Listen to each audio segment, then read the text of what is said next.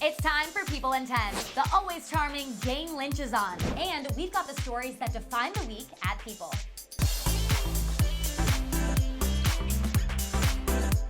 Hey everyone, I'm Andrea Boehlke, bringing you the biggest entertainment stories we can't stop talking about, your favorite Instagrams and tweets, everything you need to know about pop culture right now. Plus, we hear from Jane Lynch, all in just 10 minutes. So let's dive right in with the first 5. We start with a story that has people around the world talking. Actor Dominic West is tackling rumors that his marriage is on the rocks after he was spotted looking pretty cozy with actress Lily James in Rome over the weekend. Dominic and his wife, Catherine put on a pretty big display for photographers in front of their home in London on Tuesday. It was pretty much nonstop PDA. And if that kiss wasn't enough, Dominic and Catherine had some words for the public as well. In a pretty surprising move, they held up a note that said that their marriage is strong and that they're very much still together, and thanked fans for their interest. Dominic and Lily were spotted taking a scooter ride and enjoying lunch together in Rome on Sunday.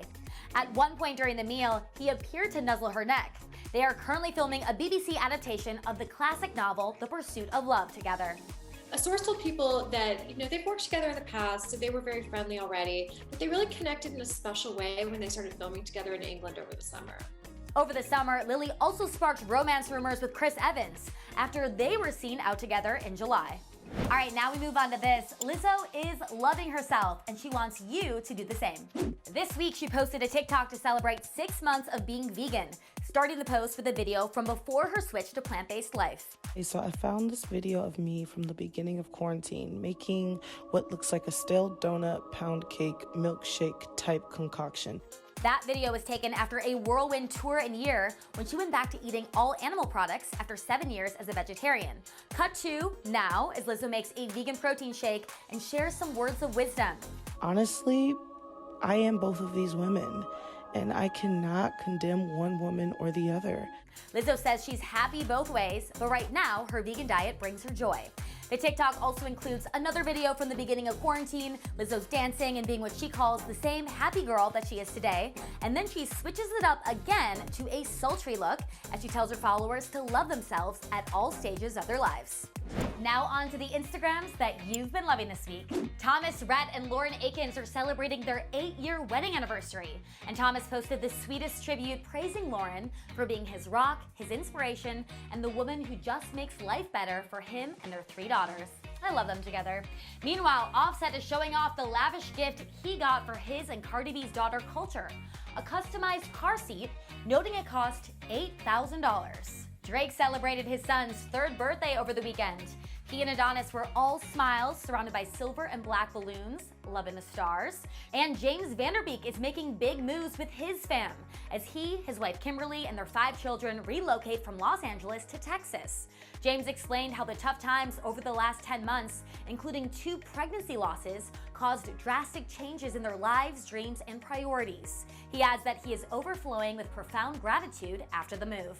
All right, now we move on to this week's issue of People. Matthew McConaughey is our cover star, and he's got some pretty creative kids. They even took the cover photo of their dad. How cool.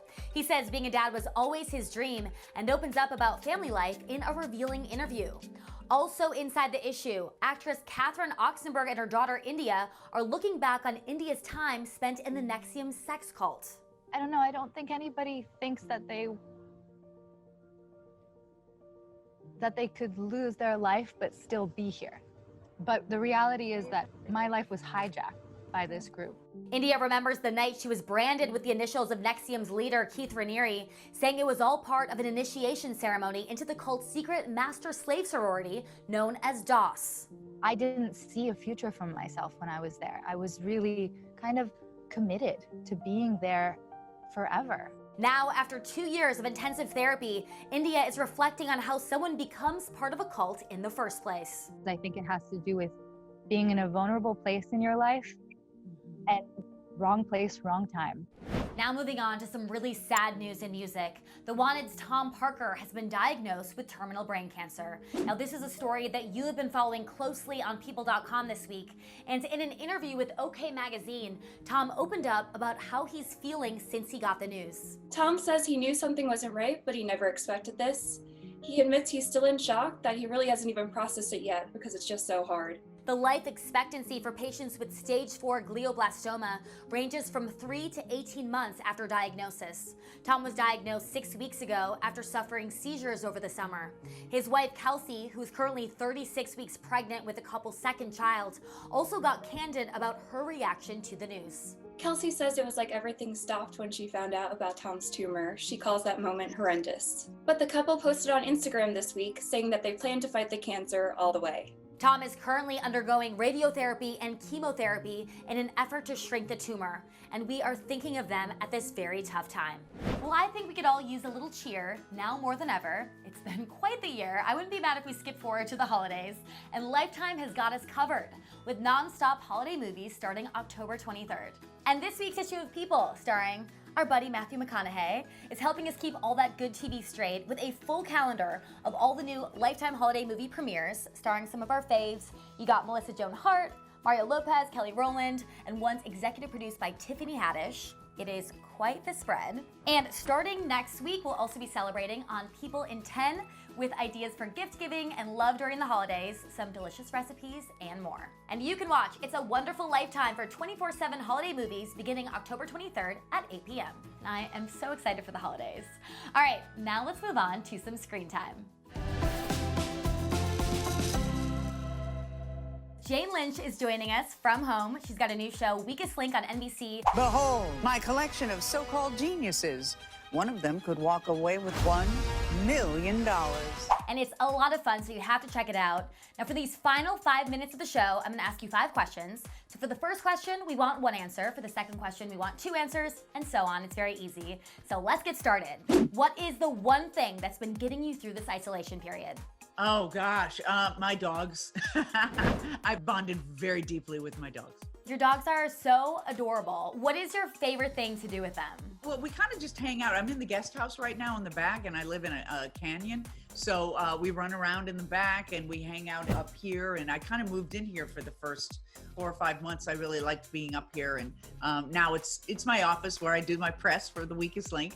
And I actually, both dogs went to the dog park, so I'm without them and I miss them. Question number 2 is find the 2 things in the room you're in right now that are most meaningful to you and tell us why. Are there a lot of things that are meaningful to you in your guest house? Yeah, I do actually. I mean, I have a little bit of stuff. I have a painting of Butterfly Beach, which is my favorite place in the world. It's a beach in Montecito, which is just south of Santa Barbara. So I have a little painting of that. It's about that big. And I also have a Madame Butterfly poster that I've had for probably 25 years. That's just beautiful. It's a Japanese type of painting, and it's in a really dark oriental wood frame, and I love it. All right, number 3. What are 3 things that you've learned about your partner Jennifer, your dogs, or yourself while quarantining together? Well, she is more perfect than I thought. She is one of the most solid people I've ever known, and I've known that about her, but you know, we've been basically spending 24/7 together, and she's just a really good friend and a great partner, and I'm really very lucky. And my dog Rumi has bonded with me a little too much, that he barks and growls at Jennifer, so we're not liking that very much. That's been a big, kind of a pain. Well, you have this incredible career. But I want to know, if you didn't go down this path and work in entertainment, become an actress, what are 4 things you would have done instead? Oh my God, I don't even know if I know one thing I would be doing instead. I do think I'd be in some sort of a support position. I'm a pretty good partner assistant. I like logistics. And for some reason, I can't do logistics in my own life as well as I can do for somebody else. I'd love to be a landscaper. I love plants. In fact, I spent the whole day yesterday out in the hot sun kind of deadheading all of my plants and watering, and I got a new hose and I'm very excited. That's 2 things. God, I couldn't be a waiter. That's enough. That's enough. There are 2 things there. You know what? 2 works. That's fine. All right, last one. Choose 5 words to describe what fans are going to see on your new show, Weakest Link. Education, excitement, yes! Stimulation, exultation, joy. It is a very joyful show, and you're perfect as the host of this because you also have this really amazing, snarky sense of humor. So I love watching you host this. How do you think you would do if you were a contestant on the show? I at any given time really only know about 50% of the answers. So I don't know that I'd be that great. I think the people on the show are smarter than I am and faster. And another thing with the clock ticking, I don't know that I could come up with a lot of the answers that I do know. So I don't know how great I'd be at it, and I have a lot of nerve criticizing people who do it. Who thinks Elon Musk is a cologne? Who tried to study for a paternity test? Don't forget to catch Jay Lynch hosting Weakest Link Mondays, 10 p.m. Eastern on NBC. All right, time's up. See you next Thursday.